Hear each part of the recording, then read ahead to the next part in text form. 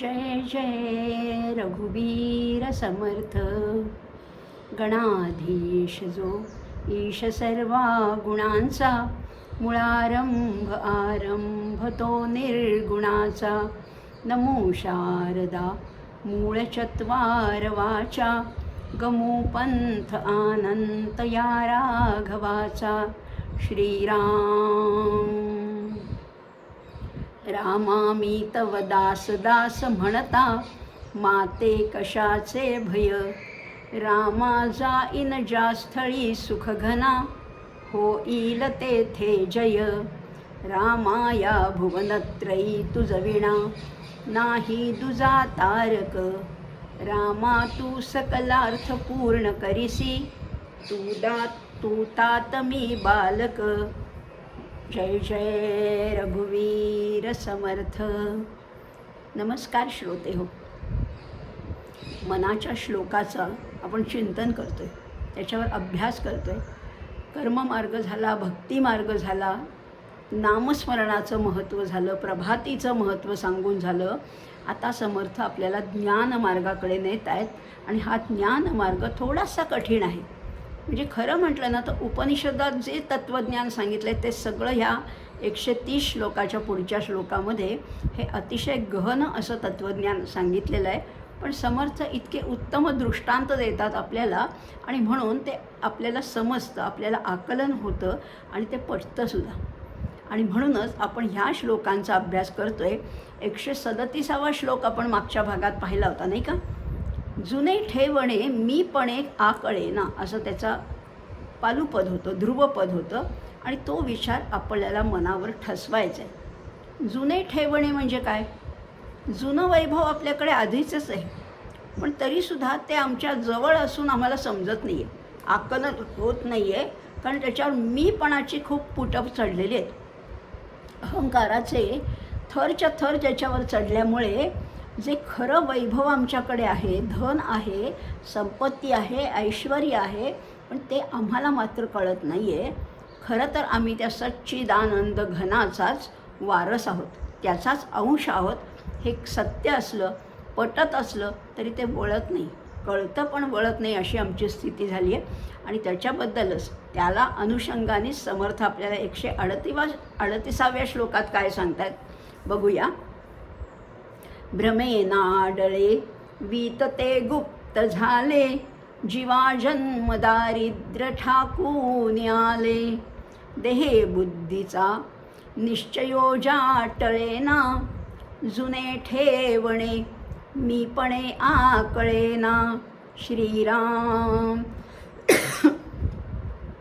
आपलंच धन आहे पण सापडत नाही.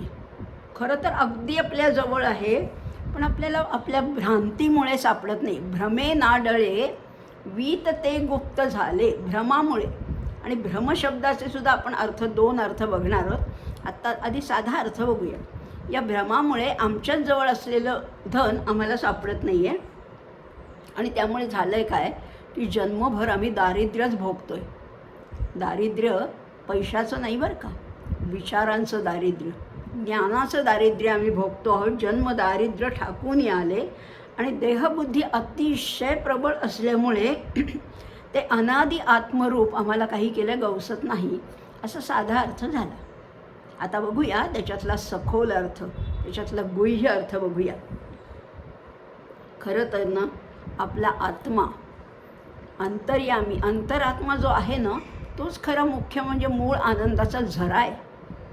पण ही जाणीव लोपली आहे, ही हरवली आहे, ही विसरली गेली आहे, विस्मरणात गेलेली आहे. आणि म्हणून आम्हाला अज्ञान झालेलं आहे. आता इथे भ्रमे नाडळे म्हणताना भ्रम या शब्दाचे दोन अर्थ आहेत बरं का.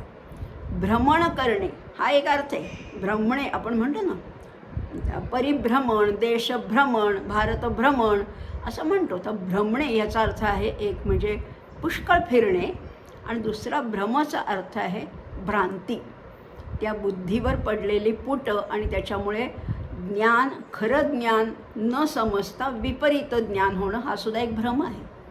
मग या भ्रमामुळे होत आहे काय. भ्रमे ना डळे वीत ते गुप्त झाले. भ्रम म्हणजे भलतीच समजूत झाली आमची. काय भलतीच समजूत काय झाली आहे. तर देह म्हणजे मी हीच समजूत आमची घट्ट झालेली आहे, देहबुद्धी झालेली आहे. आनंदमय आत्म्याचा एकदा विसर पडला ना की त्याच्या शोधामध्ये माणूस फिर फिर फिर फिर फिरत असतो, भटकत असतो, शोध घेत असतो. ही तीर्थयात्रा कर, त्या देवाला जा, ह्या ठिकाणी या नदीमध्ये स्नान कर, इथे जेवण घाला, इथे कितीतरी गोष्टी आम्ही करत असतो, फिरत असतो, म्हणजेच ते भ्रमण करत असतो. आणि माझं सुख कशात आहे? सुख मात्र आम्ही दृश्यामध्ये शोधायला जातो आणि ह्या कल्पनेने आम्ही दृश्यातून सुख मिळवण्याचा प्रयत्न करतो, त्याच्यात पुरुषार्थ मानतो. हेच खरं तर आमचे दोन्हीही भ्रम आहेत. आत असलेला अंतरात्मा आम्हाला सापडत नाही आणि बाहेरच्या विश्वामध्ये आम्हाला ते सुख काही गवसत नाही. त्यामुळे हे सगळे भ्रम आहेत आणि घट्ट बनलेल्या देहबुद्धीतून जीवनातील सारी दुःख खरं तर निर्माण होतात. सगळी दुःख आहेत ना ती त्या देहबुद्धीतनं निर्माण झालेली आहेत. त्याला हिताचं काय आणि अहिताचं काय हेच मुळे कळेनासं होतं. तो पुन्हा पुन्हा जन्म घेत राहतो. कोण? जीव पुन्हा पुन्हा जन्म घेत राहतो. पुन्हा पुन्हा ती वासना शिल्लक राहते आणि वासनेच्या पोटी नवीन जन्म मिळत राहतो. आणि याला समर्थांनी जन्म दारिद्र्य म्हटलेलं आहे. खरं आपण श्रीमंत आहोत, आपण धनवान आहोत, आपण ऐश्वर्यवान आहोत, आपण ह्या त्रिभुवनाचे स्वामी आहोत, तरीसुद्धा आम्ही दारिद्र्य भोगतोय. हे जन्मदारिद्र्य म्हणजे ह्याच्यात पुन्हा पुन्हा फिरत राहणं, हे दारिद्र्य स्वीकारतोय. आणि आत्मस्वरूपाची ही जी पुरातन संपदा आहे ना, फार जुनं आमच्याकडे ठेवणं आहे, ते मात्र आम्ही विसरून जातोय. हा त्याचा आणखी सखोल अर्थ झाला. या देहबुद्धीच्या प्रभावामुळे झालंय काय? तुझे आहे तुझं पाशी, परी तू जागा चुकला असे. शोध जिथे घ्यायचा तिथे आम्ही घेत नाही आणि नाही तिथे भ्रमण करत बसतो, फिरत बसतो. त्यामुळे आणि ह्या नवीन ज्या गोष्टी आहेत ना, काही बुद्धिप्रामाण्यवाद, स्त्रीमुक्ती, अंधश्रद्धा निर्मूलन, विचार स्वातंत्र्य, हे सगळे आधुनिक शब्द आहेत. आणि या आधुनिक विचारांच्या या भ्रमात्मक कल्पनामुळे माणसाच्या वाट्याला दुसरं तिसरं काहीच येत नाही, ते जन्माचं दारिद्र्य मात्र येतं. कितीतरी असे आधुनिक विचारप्रवाह आहेत, हे देहबुद्धीची जोपासना करतात.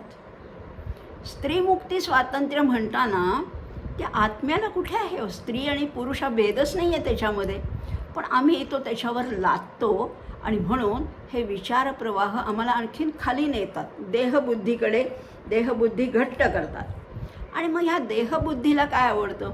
आजच्या जगातलं जे आकर्षक आहेत ना, नटनट्या, सिनेमे, क्रिकेटियर, राजकीय नेते, भ्रष्ट पुढारी, हे सगळे आम्हाला आकर्षित करतात. आणि मग होतं काय? समर्थ म्हणतात, देह मी ज्या वाटे नरा, तो समजावा आत्महत्यारा, देहाभिमाने येर झारा, भोगिल्याची भोगी. आत्महत्यारा समजावा. ज्याला देहबुद्धी ही प्रबळ वाटते, देह म्हणजेच मी वाटतो, तो आत्महत्यारा आहे. कारण तो येरझारा घालत राहतो या जन्ममृत्यूच्या. खरं म्हटलं ना तर आपली भारतीय संस्कृती ही 4 खांबावर आधारित आहे. म्हणजे 4 योग आहेत, 4 पुरुषार्थ आहेत, 4 वर्ण आहेत आणि 4 आश्रम आहेत.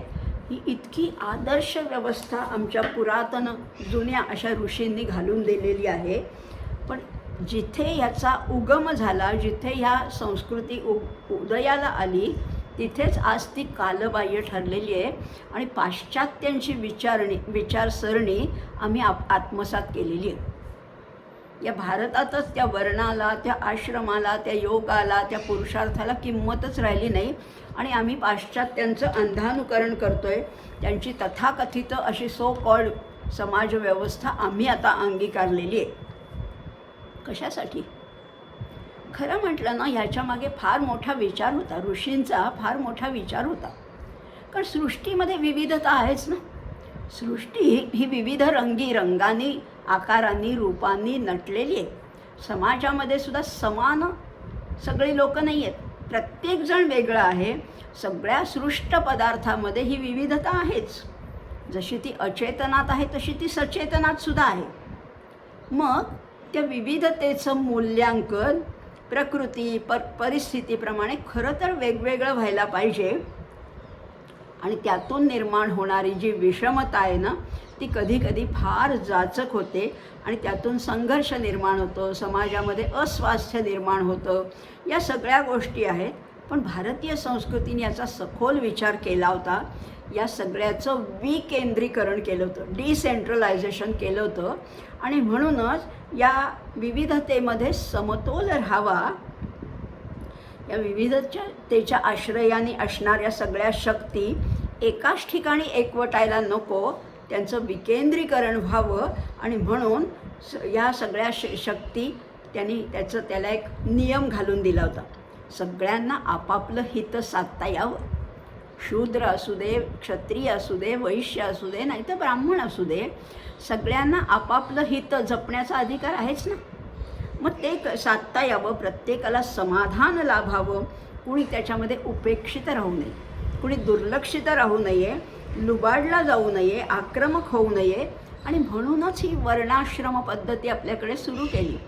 समाजव्यवस्था ही उत्तम आदर्श अशी समाजव्यवस्था होती, ज्याच्यात 4 वर्ण होते, आश्रम होते, पुरुषार्थ होते, कर्म, योग, भक्ती आणि ज्ञान असे 4 योगही होते. हे सगळं होतं. आणि त्याच्यामुळे झालं काय, खरं म्हटलं तर दीर्घकालपर्यंत आपला समाज ऐश्वर्यशाली, संपन्न, सुस्थिर असा होता, समाधानी होता. अशी व्यवस्थाच मुळी केली होती आमच्या ऋषींनी. पण हे ठेवणं कसं आहे, हे जुनं आहे पण शिळं नाही आहे बरं का. जुनं असलं तरी ते शिळं नाही आहे, त्याला दुर्गंधी नाही आहे, ते सडलेलं नाही आहे, ते कुचकं नाही आहे, ते आजही तितकंच ताजंतवानं आहे. ही पद्धती जर का आपण अवलंबली असती तर आजची ही दुरवस्था, समाजाची दुरवस्था आपल्या वाट्याला आली नसती. इतका त्याच्यामध्ये सखोल विचार आहे. आणि म्हणून ही आपली पद्धती त्याज्य नाही आहे, तिरस्कारार्ह नाही आहे. त्यामुळे ती खरं तर वंदनीय आहे, आदर्श आहे. पण दुर्दैवाने काय झाले, अनेक वर्षाच्या पारतंत्र्यामुळे जाणून म्हणा किंवा न जाणता म्हणा, या भ्रष्ट झालेल्या भ्रांत बुद्धीला हे काही पटत नाही. आणि त्याच्यात राज्यकर्त्यांनी आपलं ब्रेन वॉशिंग केलेलं आहे. आणि त्यामुळे पाश्चात्य विचारसरणी, पाश्चात्य आचार विचार म्हणजे उच्च असं आपणही मानायला लागलो. पण खरं म्हटलं तर ही संपत्ती आपल्या जवळ आहे, पुण्य आहे, भव्य उदात्त संस्कृतीचं धनसंपदा आपल्याकडे आहे. हे सगळं सुखाचं साधन सोडून आपण भ्रमामुळे नाही त्या गोष्टीच्या मागे लागलो आहेत, नाही का. त्यामुळे आपण गर्भश्रीमंताच्या उदरी जन्म घेऊन सुद्धा जन्मदारिद्र्य भोगतोय. खरंच आहे, घरी कामधेनू पुढे ताक मागे अशी आमची अवस्था झाली. तुमच्या घरात एवढं दुधाचा इतका सुकाळ असताना सुद्धा शेजाऱ्यांकडे ताक मागायची वेळ यावी, हे किती लांछनास्पद आहे. पण वागतोय ना आपण तसं आज. कारण आपल्याला हा खरा संपत्तीचा ठेवा माहिती आहे पण सापडत नाही आहे, गवसत नाही आहे. आणि म्हणून जन्मदारिद्र्य भोगावं लागतं आहे. दाराशी आलेली गाय, तुमच्या दाराशी आली आहे कामधेनू, पण तुम्ही तिला भाकड गाय म्हणून जर का हाकलून लावलं तर दोष कुणाचा आहे. चिंतामणी तुम्हाला सापडला आणि तुम्ही जर का गारगोटी म्हणून त्याला फेकून दिलं तर दोष कुणाचा आहे. कल्पवृक्षाखाली बसून जर कुणी संकटाचीच कल्पना केली तर दोष त्याचाच आहे, दुसऱ्या कुणाचाही नाही. कुणालाही आपण ब्लेम करू शकत नाही. म्हणजे सगळी अनुकूलता असून सुद्धा या दुर्दैन्याच्या रूपाने आपण त्याची शिक्षा भोगतोय. हे जे आज आपली अधोगती झाली आहे समाजाची, देशाची, संस्कृतीची, ती आपणच आपली करून घेतलेली आहे. आपणच आपल्या पायावर धोंडा पाडून घेतलेला आहे. मग ह्याच्यासाठी उपाय नाही का? आहे ना उपाय. ही देहबुद्धी सोडली आणि आत्मबुद्धीकडे जर का आपली झेप घेतली तर हे सगळं चित्र बदलू शकतं. आणि मग हे जुनं ठेवणं हिताचं आहे हे सुद्धा आकलन होऊ शकतं. ते लपलेलं नाही, ते प्रगट आहे. पण त्याकडे बघण्याची आपली दृष्टी मात्र आपण बदलायला पाहिजे. असंच या श्लोकातून समर्थांना सांगायचे. जुने ठेवणे मीपणे आकळेना. पुढचा श्लोक बघूया. 139 क्रमांकाचा हा श्लोक आहे. तो काय आहे? याचंच आहे. हेच पालुपद आहे. जुने ठेवणे मीपणे आकळेना. पण पहिल्या 3 चरण वेगळे आहेत. पुढे पाहता सर्वही कोंदलेसे, अभाग्यास हे दृश्य पाषाण भासे. अभावे कदा पुण्यगाठी पडेना, जुने ठेवणे मीपणे आकळेना. श्रीराम. काय वाटतंय?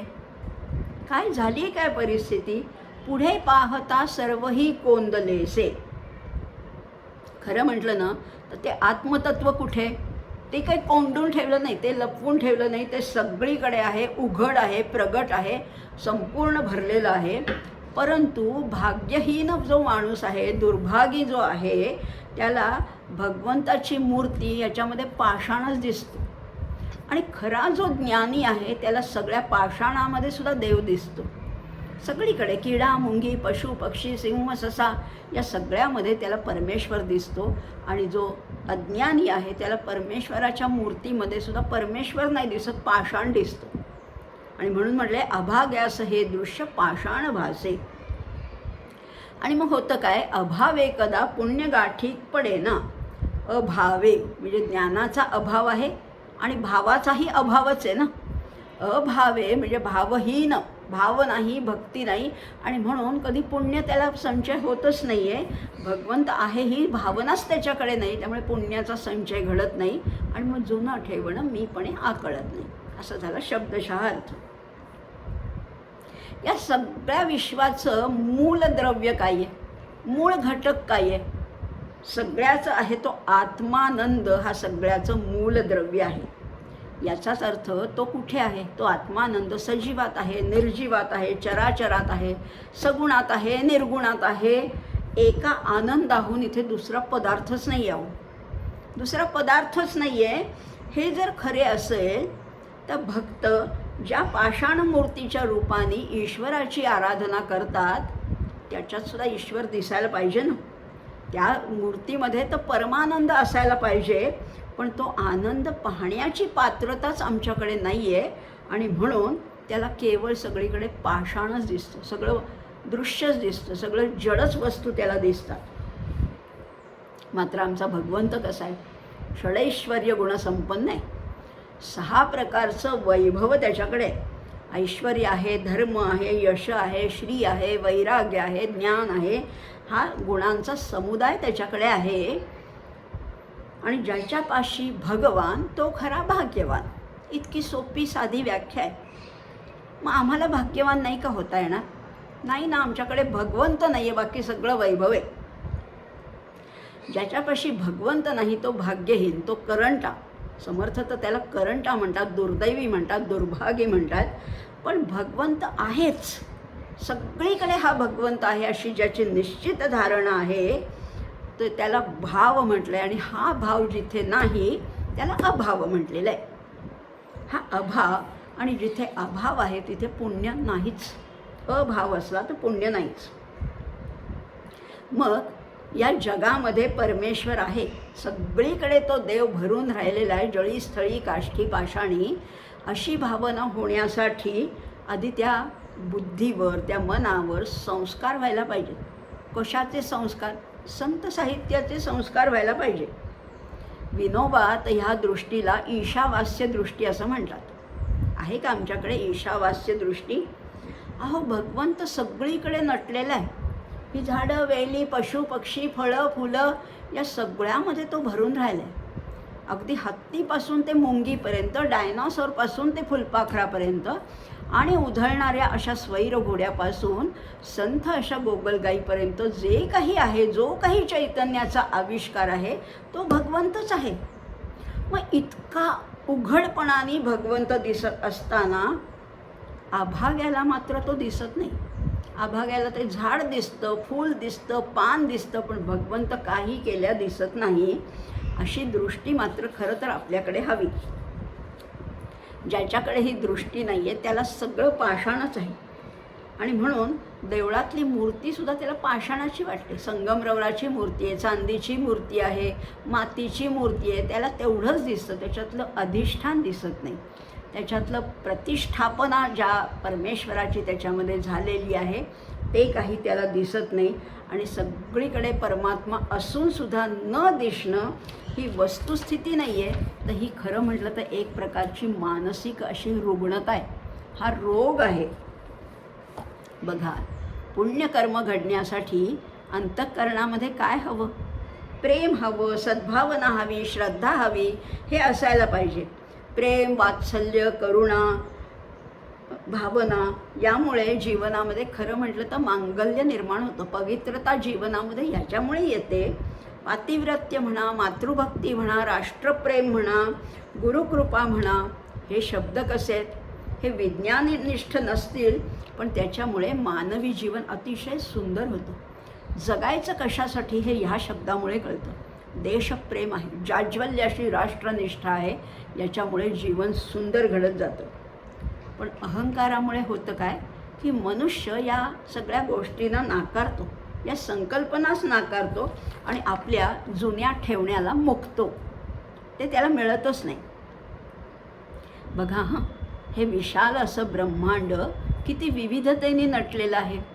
इथे झुळझुळणारे झरे आहेत, इथे धबधबे आहेत, इथे किलबिलणारी पाखरं आहेत, इथे हिंस्त्र पशु आहेत, इथे अत्यंत नाजूक अशी हिरवळसुद्धा आहे. इतकी ही सृष्टी विविधतेने नटलेली आहे आणि ह्या सृष्टीमध्ये प्रत्येक गोष्ट ब्रह्म आहे. विचार करणाराही ब्रह्म आहे, ज्याचा विचार केला जातो तेही ब्रह्म आहे. ब्रह्मार्पणम ब्रह्म हवीर ब्रह्माग्नौ ब्रह्मणाहुतम असं गीता सांगते. सगळीकडे ब्रह्मच आहे. तू ब्रह्म आहेस, मी ब्रह्म आहे, हा आहे, तो आहे, ती आहे, सगळं ब्रह्मच आहे असं मानता यायला पाहिजे आणि असं खऱ्या अर्थाने जाणवायला पाहिजे. पण जो अभागी आहे, जो करंट आहे, जो अज्ञानी आहे, तो मात्र ही देहबुद्धीच जोपासत बसतो, त्याच्यातच रमत राहतो. अशा पामराला मात्र हे वास्तवतेचं भान कधीच येत नाही. तो सगळ्याला जड मानतो, पाषाण मानतो आणि फक्त ही सगळी दुनिया आहे ती माझ्या उपभोगासाठी आहे असं म्हणून त्याच्यामध्ये रममाण होतो. त्याच्यातला परमेश्वर त्याला काही दिसत नाही. आणि ज्यांची कशावरही श्रद्धा नाही, असे तरकटी अश्रद्ध, ते स्वतः काय करतात? स्वतःची हानी करतात आणि समाजाची दिशाभूल करतात, त्यांचा बुद्धिभेद करतात. पण ह्याच्यासाठी काही मूठभर सज्जन आहेत ना, या समाजामध्ये काही थोडे सज्जन आहेत जे स्वतः असं मानतात, मातृवत परदारेषु, मातृवत परदारेषु परद्रव्येषु लोष्ठवत आत्मवत सर्वभूतेषु यः पश्यति स पश्यति. दुसऱ्याच्या पत्नीला आईप्रमाणे मानतात, दुसऱ्याच्या द्रव्याला मातीप्रमाणे मानतात आणि सगळ्यांमध्ये स्वतःला पाहतात. सर्वभूतस्थमात्मानं सर्वभूतानि चात्मनी अशी ज्यांची धारणा आहे, यः पश्यति स पश्यति, त्याला खरं आत्मज्ञान घडतं असं म्हटलेलं आहे. ब्रह्म व्यापक आहे आणि ह्या ब्रह्माच्या व्यापकतेवर आधारलेलं तत्त्वज्ञान हे अडाणी लोकांच्या काही पचनी पडत नाही. अविभक्तं विभक्तेषु किंवा विनश्यत्स्व विनश्यन्तै असं गीता सांगते. तेव्हा ते पाहण्यासाठी, ती दृष्टी येण्यासाठी काहीशी सात्विकता आवश्यक आहे. पण ह्या सात्विकतेचाच या अज्ञान्यांकडे अभाव आहे ना. आणि म्हणूनच म्हटलेलं आहे, अभावे कदा पुण्य गाठी पडे ना, त्यांना कधीच पुण्य लाभत नाही. त्यांचा शास्त्रवचनावर, संतवचनावर विश्वासच नसतो. आणि ज्यांना अंतःकरणामध्ये शुद्ध भाव जागवायचाच नसेल, तर त्यांच्या बाबतीत कधीच चांगलं घडणं शक्यच नाही आहे. त्यांना हिताचा, आत्मकल्याणाचा मार्ग सांगितला तरी पटत नाही, दिसत नाही, जाणवत नाही. आणि म्हणूनच समर्थ म्हणतात, अभावे कदा पुण्य गाठी पडेना. खरं म्हटलं ना तर हे कुठे शोधायचे? ते स्वतःमध्ये शोधायचे, फक्त अंतर्मुख व्हायचे. अंतर्यामी तो ईश्वर आहेच आहे. पण हे शोधण्यासाठी आपल्यासमोर आरसा धरावा लागतो. पण आरसा कसा हवा? तो स्वच्छ हवा, समतल हवा. आरशाची काच वेडीवाकडी असेल, समतल जर का नसेल, त्याच्यामध्ये उंच सखलपणा असेल किंवा मळ साचून त्याच्यावर तेलकट अशी पुटं साठली असतील, तर त्या आरशात दिसणारी प्रतिमा स्वच्छ असेल का? जशी दिसायला पाहिजे तशी दिसेल का? नाही दिसत. मग काय करायला हवं? तर आरसा आधी स्वच्छ करायला हवा. कुठला आरसा? अंतःकरणाचा आरसा. बघा ना, व्यवहारातला आरसासुद्धा आपण स्वच्छ करतो ना. फार त्याच्यावर धूळ साठली तर आपण तो रासायनिक चूर्ण म्हणा, साबण म्हणा, काही कपडा म्हणा, कशाने तरी स्वच्छ करतो. तसंच इथे आपल्या अंतःकरणाचं सुद्धा तसंच आहे. कशाने स्वच्छ करायचे मग ते अंतःकरण? कुठली चूर्ण, कुठली पावडर, कुठलं डिटर्जंट, कुठला कपडा वापरायचे? तो नाहीच वापरायचा. यमनियमाने ते समतल होतं. अंतःकरण आधी समतल करायचे, एका लेव्हलला आणायचे. ते कशाने होतं? यमनियमाने. मग ध्यान, पूजा, अर्चा या साधनांनी ते निर्मळ करायचे, समतल करायचे, स्वच्छ करायचे. आणि मग अशा स्वच्छ लख्ख आरशामध्ये अहम ब्रह्मास्मीचा साक्षात्कार होतो. आणि मग सगळीकडे सर्वं खल्विदं ब्रह्मासी हे तत्व, हे महावाक्य अनुभवता येतं. साधना ही शेवटी साधना आहे, ती सिद्धी नाही आहे बरं का. साधना वेगळी आणि सिद्धी वेगळी. ध्यान, पूजा, यमनियम हे आत्ता सांगितलं, पण तिथे अडकायचं नाही आहे. म्हणजे रासायनिक द्रव्य, चूर्ण वापरली तर त्याच्यामध्ये आपलं प्रतिबिंब नाही दिसणार, पण ते साधन आहे ना, त्याच्यामुळे मदत होते. त्यामुळे ह्या कुठल्याही गोष्टीमध्ये न अडकता त्याला इन्स्ट्रुमेंटल व्हॅल्यू द्यायचे, साधन मूल्य द्यायचे आणि प्रवास पुढेच चालू ठेवायचे. ते मदत करतात, पण तो अंतिम मुक्काम नाही आहे. ब्रह्मज्ञानापर्यंत नेऊन पोचवणारी ही साधनंसुद्धा या रासायनिक चूर्णाप्रमाणे, औषधीप्रमाणे, डिटर्जंटप्रमाणे, पावडरप्रमाणे, कपड्याप्रमाणे काम करतात. आपला फक्त आरसा स्वच्छ करतात, पण तिथे रमायचं नाही आहे, तिथे अडकायचं नाही आहे. हा विवेक ज्याच्याकडे आहे त्याला हे दृश्य विश्व पाषाण भासणार नाही.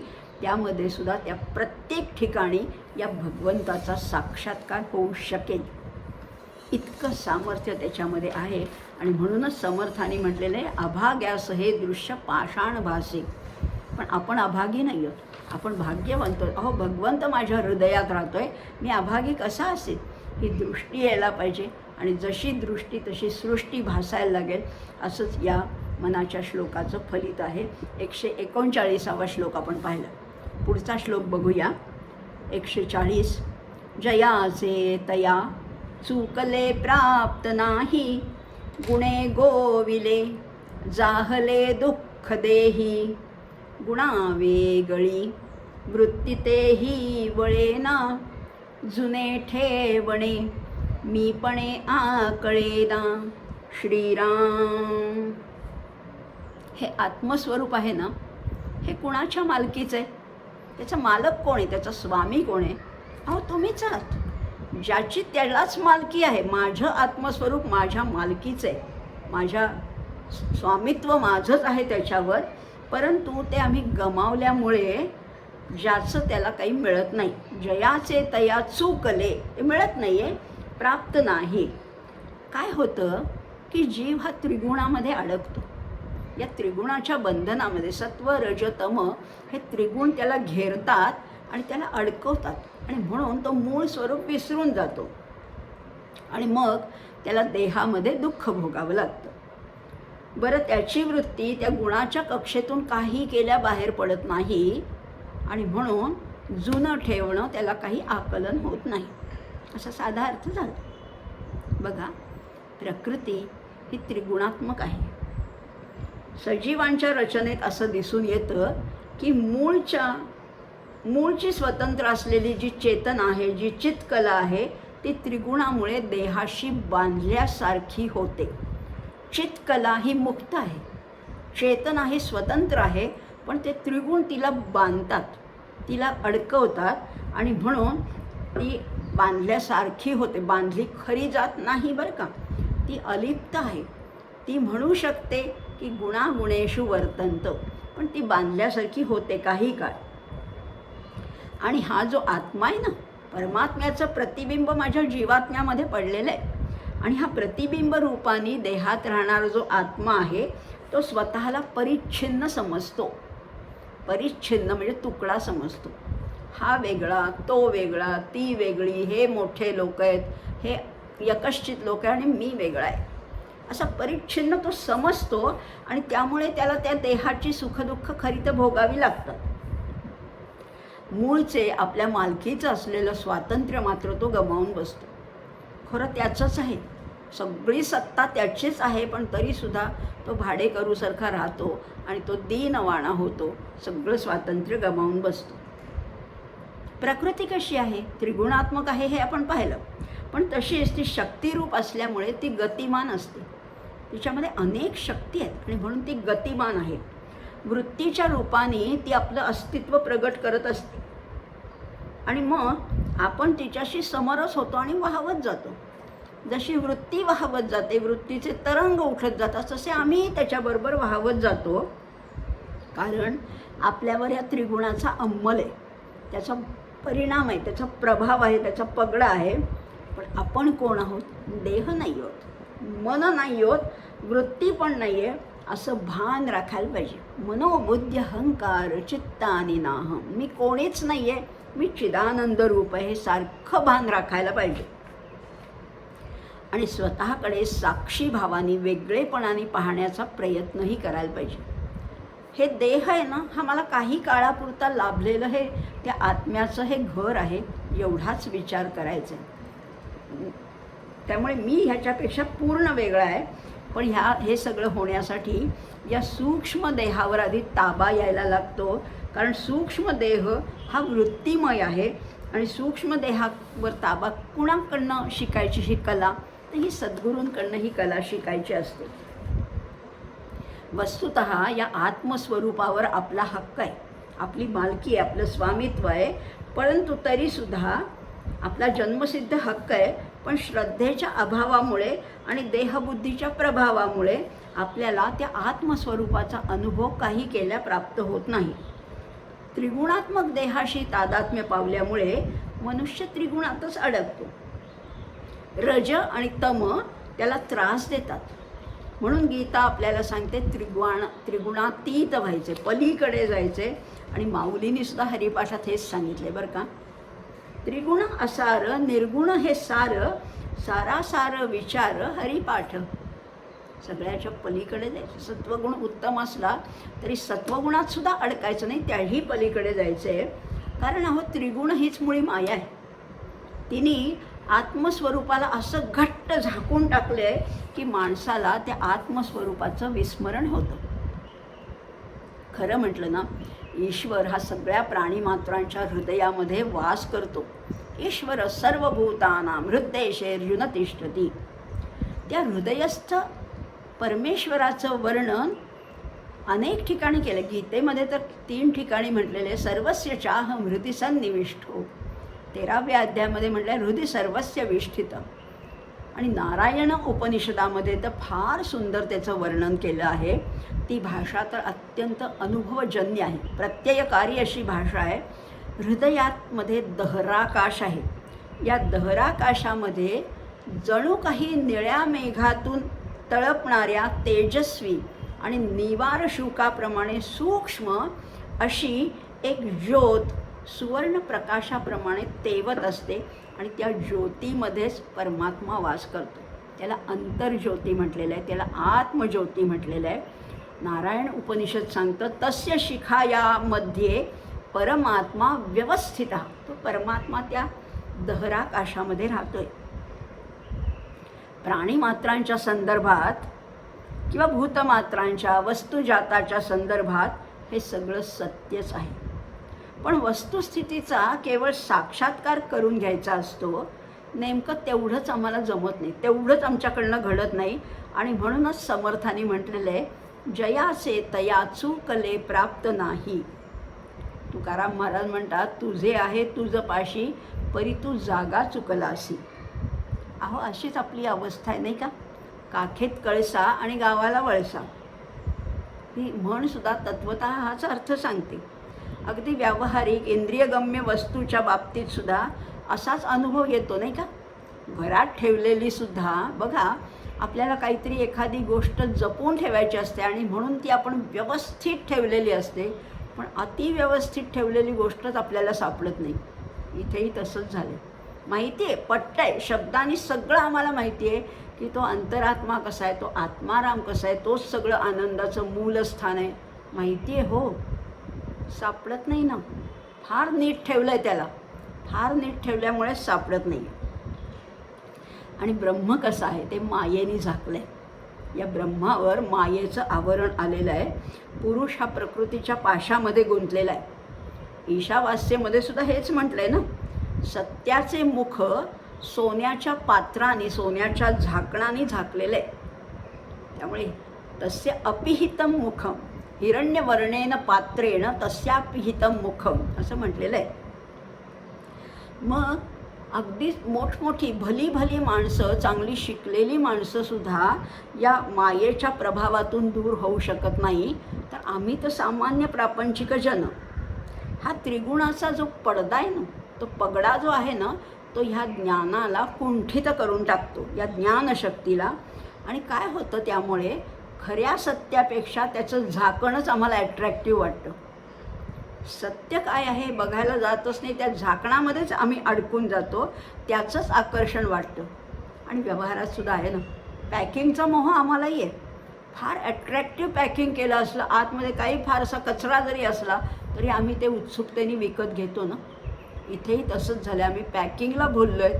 काय भुललासी वरलिया रंगा, आपण वरच्या रंगालाच भुलणार आहोत. आणि मग त्या पॅकिंगच्या नादामध्ये आतमधली वस्तू कशी आहे, ती किती उत्कृष्ट आहे, पॅकिंगपेक्षा ती आतली वस्तू अमौलिक आहे, हे बघायचंच राहून जातं.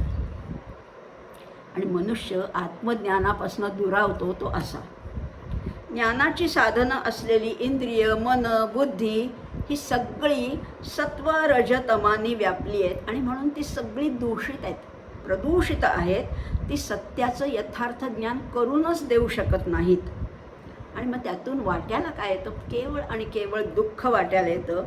आणि सत्याचं दर्शन करण्यासाठी केलेले सगळे प्रयत्न आमचे वाया जातात. त्यासाठी काय करायला हवं, त्यालाच विनवणी करायची, त्यालाच प्रार्थना करायची की तूच माझी बुद्धी उन्नत कर, तूच मला वरच्या पायरीवर ने. आणि म्हणून त्या भगवंताचीच करुणा भाकायची, त्याचीच प्रार्थना करायची. आणि त्यालाच सांगायचं की तू दयाळूपणाने हे झाकण दूर कर, हे आवरण दूर कर, हे पिधान दूर कर, असं त्यालाच सांगायचं आहे. आणि मग तूच आम्हाला त्या सत्याचं दर्शन घडव, अशी त्याला प्रार्थना करायची. अर्थातच ही प्रार्थना शब्दशः नुसतीच करायची नाही आहे. त्याच्यामध्ये श्रद्धा पाहिजे, भक्ती पाहिजे, भाव पाहिजे, नम्रता पाहिजे. अहंकाराने प्रार्थनेचं महत्त्व जर का समजलं नसेल तर मग आपली जुनी ठेव आपल्याला सापडणार नाही. प्रार्थनामध्ये सुद्धा अहंकार डोकावू शकतो. बघा, मी किती शहाणा, मी किती हुशार, मी कशी प्रार्थना करतो, हे नको. अत्यंत नम्रतेने, विनयशीलतेने प्रार्थना केली तर कदाचित ती त्याला पोचेल आणि तो या कामामध्ये, या सत्कार्यामध्ये आपल्याला मदतही करू शकेल, असंही म्हटलेलं आहे. काय सुंदर श्लोक आहेत. जुने ठेवणे मीपणे आकळेना. आता ह्याच ध्रुवपदाचा आणखीन एक शेवटचा श्लोक बघूया आपण. काय म्हटलेलं आहे, 141. म्हणे दास सायास त्याचे करावे, जनी जाणता पाय त्याचे धरावे. गुरु अंजने वीणते आकळेना, जुने ठेवणे मीपणे आकळेना. श्रीराम. पटलं आम्हाला. शोध घ्यायचा आहे तो अंतरात्म्याचा, बाहेर कुठे धावाधाव करायची नाही आहे, शोध आतला घ्यायचा आहे. मग त्याच्यासाठी मार्ग काय आहे सांगितलं आहे. म्हणे दास सायास त्याचे करावे. सायास म्हणजे प्रयत्न. कशाचे करायचे? पहिल्यांदा समर्थ म्हणतात आत्मज्ञानी पुरुष आधी शोधावा. तो सहजा सापडत नाही बरं का, सहजासहजी सापडत नाही. कारण तो दिसतो अगदी 4 चौघांसारखा, सामान्यांसारखा दिसतो. पण त्याला शोधावं, त्याच्या चरणी लीन व्हावं, त्याच्या सेवेचे कष्ट करावे, त्याची सेवा करावी. आणि सेवा म्हणजे नुसतं पाय चेपणं किंवा त्याला मदत करणं एवढीच नाही आहे, त्याच्या वचनानुसार आपलं आचरण असायला पाहिजे. त्याचे सेवेचे कष्ट करायचे. जनी जाणता पाय त्याचे धरावे, त्याचे पाय धरावेत, त्याला दंडवत घालावं, त्याला मनापासनं नमस्कार करावा. आणि मग ते काय करतात, ते सद्गुरू काय करतात, अंजन घालतात. गुरु अंजने वीण ते आकळेना. म्हणजे बघा, जमिनीच्या खाली द्रव्य असतं पुरलेलं, पण ते वरवर आम्हाला दिसत नाही. पण गुरूंनी अंजन घातलं ना डोळ्यामध्ये, की जमिनीच्या खालचं जसं द्रव्य दिसू लागतं, तसंच ह्या गुरु अंजनामुळे आमच्या अंतर्यामीचं सुद्धा दिसायला लागतं, असंही म्हटलेलं आहे. बघूया आता आणखीन काय म्हणतात समर्थ. खरं ज्ञान असतं ना, ते जिवंत असतं. ज्याच्या अंतर्यामी ते असतं, त्याच्या मुखातून ते ग्रहण करण्यामध्ये 2 मोठे फायदे असतात.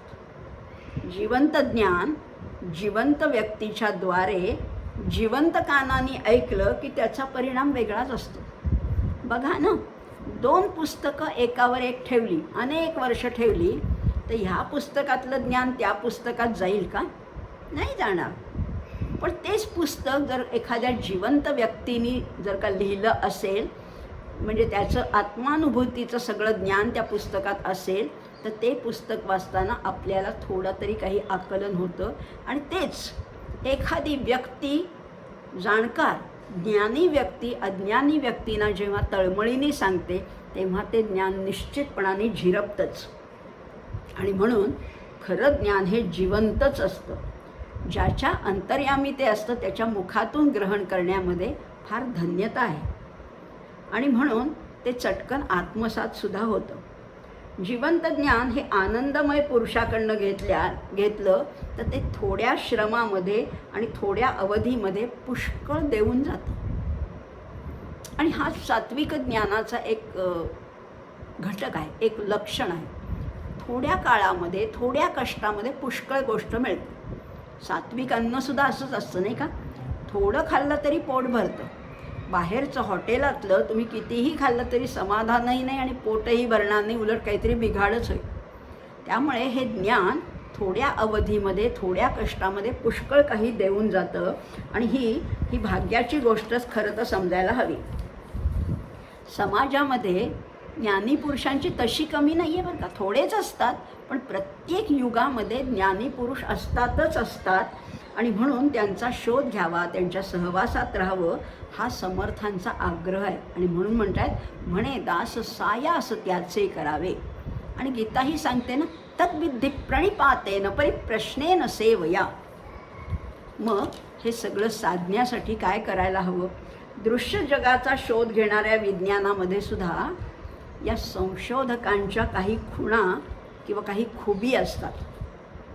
आपले सगळे ऋषी हे संशोधक होते, शास्त्रज्ञ होते, सायंटिस्ट होते.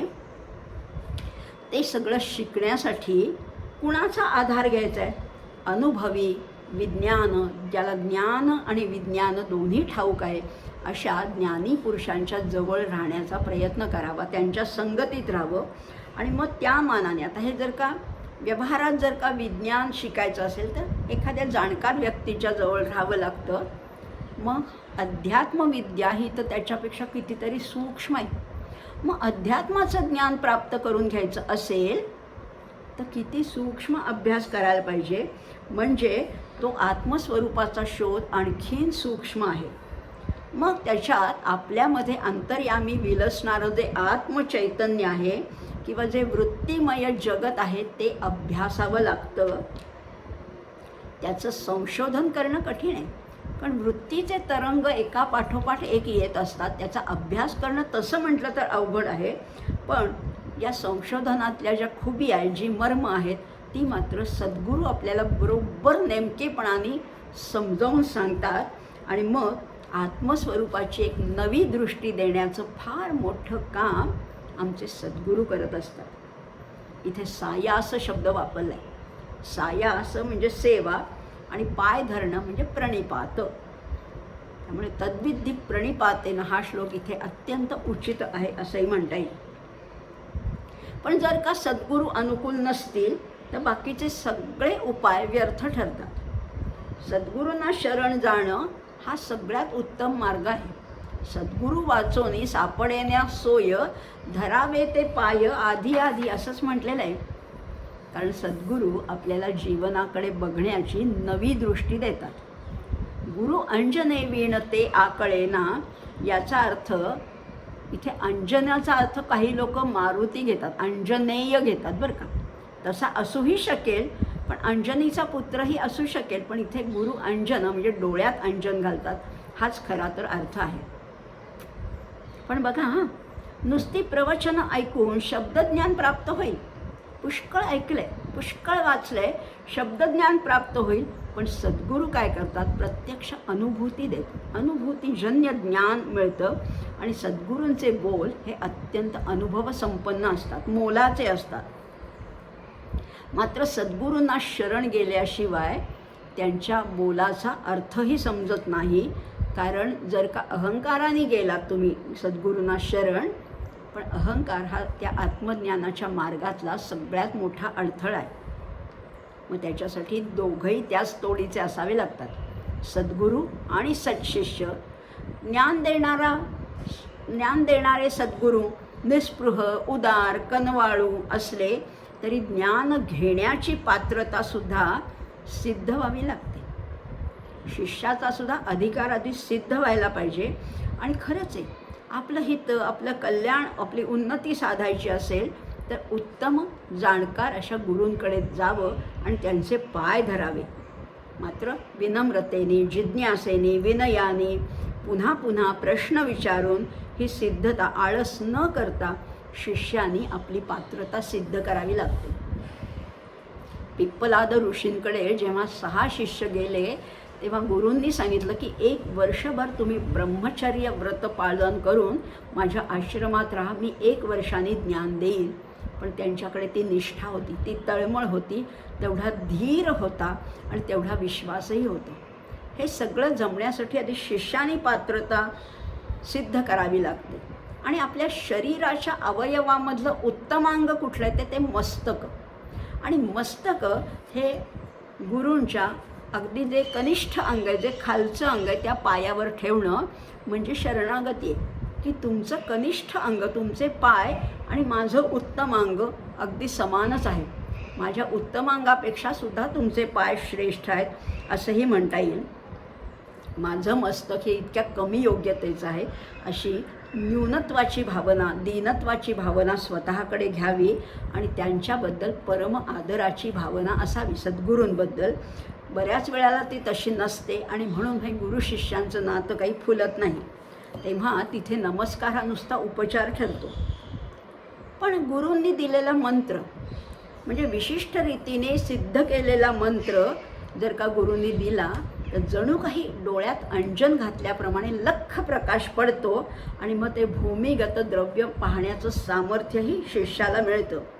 आणि हा प्रभाव आहे तो गुरुकृपेचा प्रभाव आहे. सत्याच्या दर्शनासाठी गुरुकृपेची अत्यंत आवश्यकता आहे. आणि म्हणूनच आमचे आचार्य म्हणतात, मनश्चेन्न लग्नम गुरु रंघ्री पद्मे ततक्किन ततक्किन ततक्किन ततक्किम. जीवनातली सगळं वैभव मिळालं, सगळी सुखं मिळाली, उत्तम शिक्षण आहे, उत्तम पत्नी आहे, मुलं बाळ आहे, यश आहे, कीर्ती आहे, प्रसिद्धी आहे, सगळं मिळालं, पण जर का सद्गुरू भेटले नसतील तर हे सगळं कसपटा समान आहे.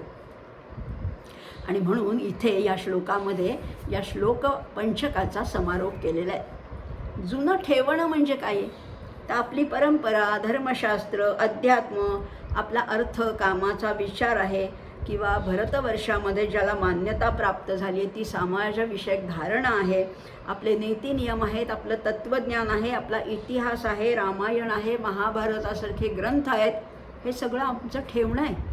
जुनं ठेवणं आहे. हे आमचं वाङ्मय खऱ्या माणसाला पशुत्वाकडनं देवत्वाकडे नेणारं इतक्या योग्यतेचं, इतक्या क्षमतेचं हे वाङ्मय आहे.